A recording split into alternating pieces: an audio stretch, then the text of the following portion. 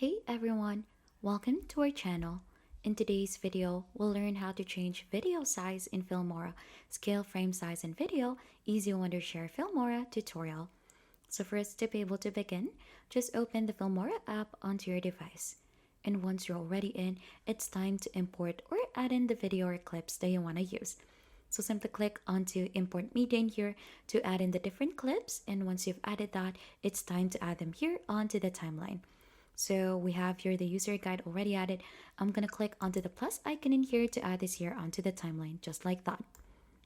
Now, there are different ways to go ahead and change the video size. So for example, if you want to just go ahead and change just the video size in here, then we could go ahead and do that here under scale.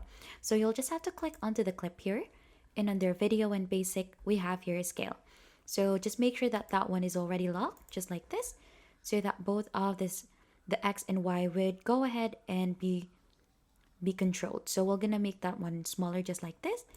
But if you want to go ahead and try to change the aspect ratio, like what it should look like if you want to go ahead and upload this onto your phone or on a portrait mode, then you could go ahead and change the aspect ratio by clicking onto the file option here onto the upper part.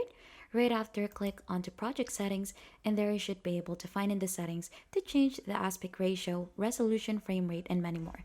So we're gonna head here under aspect ratio, click onto that, and there you should be able to see a 9:16, which is fit for a portrait. We also have Instagram and many more. Just choose which one you prefer and click onto OK. Right after, you should be able to see that the screen size has changed already. And that is just how you could go ahead and change video size in Filmora, frame size, and video scale.